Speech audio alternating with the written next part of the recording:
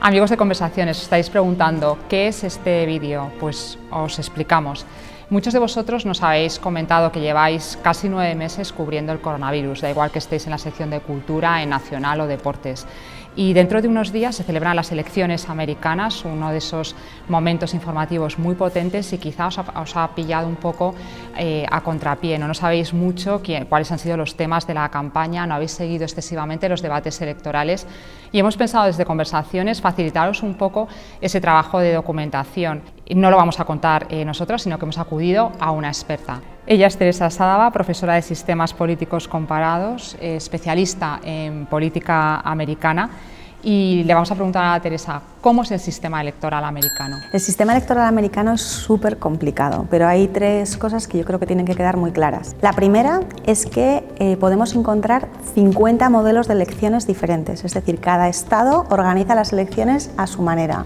Hay estados donde ya se ha empezado a votar, otros estados donde solo se podrá votar el día de la elección. Hay estados que permiten votar en un colegio y otros en una gasolinera, es decir, las legislaciones de los estados son muy diferentes. La segunda cuestión muy importante es que lo que se está eligiendo son pesos de los estados en la elección presidencial y cada estado tiene un peso diferente que va desde los 3 votos electorales que tiene Alaska hasta los 55 que puede tener, por ejemplo, California.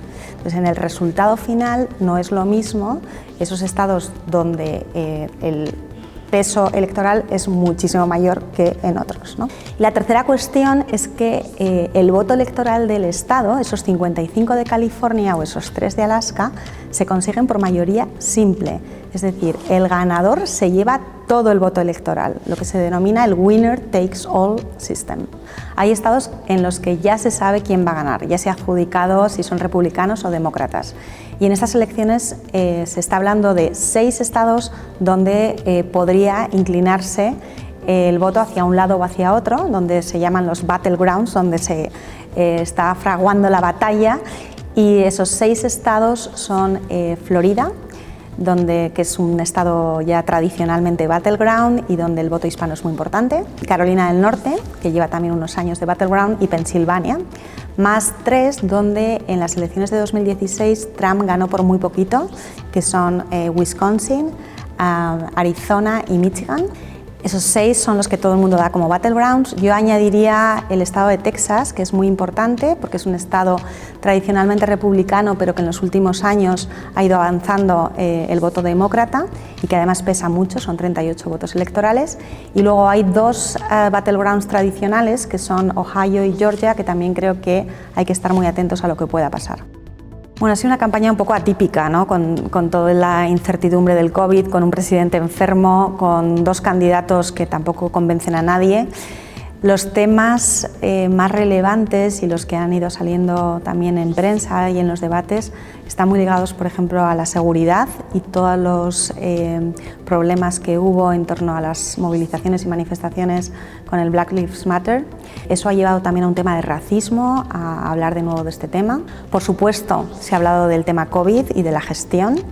Economía siempre es un tema en Estados Unidos. La última encuesta de Gallup recogía que más del 50% de los americanos piensa que está mejor que hace 4 años y eso le ha dado alas a Trump. Y luego ya hay temas muy particulares por estado que pueden también ser importantes a la hora de inclinar esa balanza que decimos está tan ajustada. Por ejemplo, en el último debate electoral hemos visto cómo Biden hablaba de un tema que yo creo que le puede perjudicar en Texas, ¿no? Como era suprimir la industria petrolera. Entonces tendríamos que, yo creo, buscar qué temas en cada estado pueden impactar en la movilización del votante.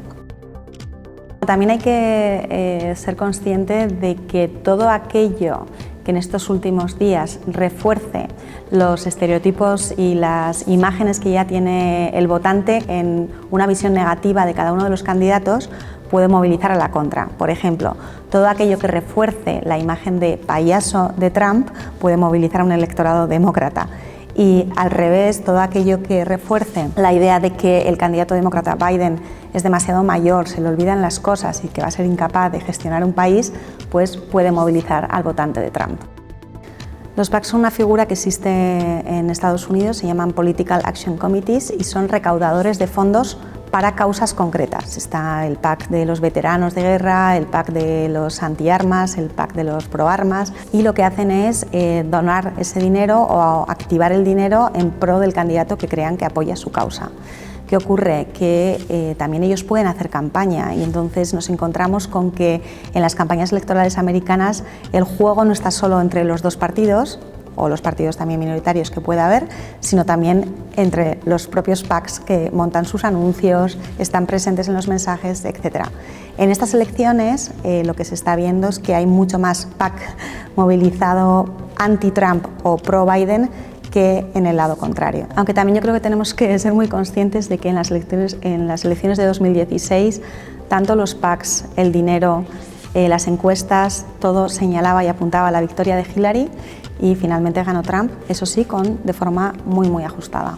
Bueno, el voto hispano siempre lleva unos años siendo un tema importante de la agenda electoral americana, pero es verdad que en esta convocatoria es la primera vez que los hispanos son la primera o la minoría más mayoritaria.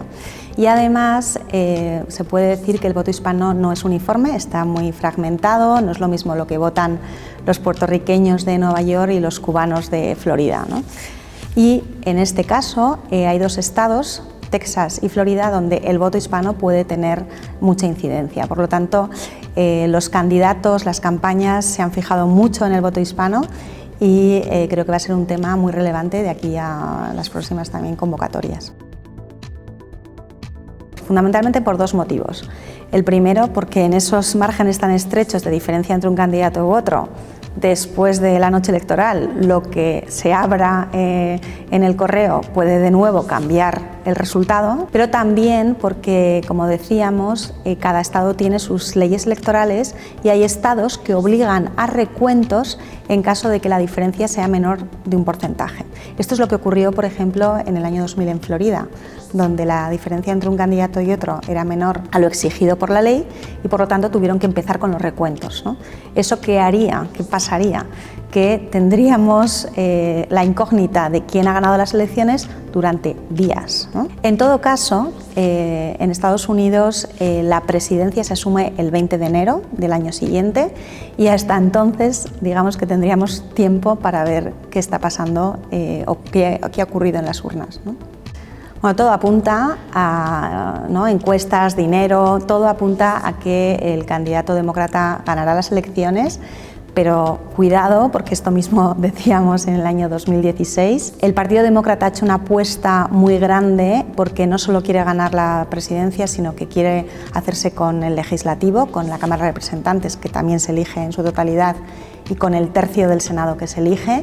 Ha hecho una apuesta a por todas y al final lo que yo creo es que vamos a ver cómo en esos estados las elecciones están súper reñidas, por muy poquitos votos puedes inclinar la balanza hacia un lado o hacia otro y la clave va a ser seguir qué pasa en esos estados, si se movilizan los electores de un partido u otro, al final que salgan las cuentas, ¿no?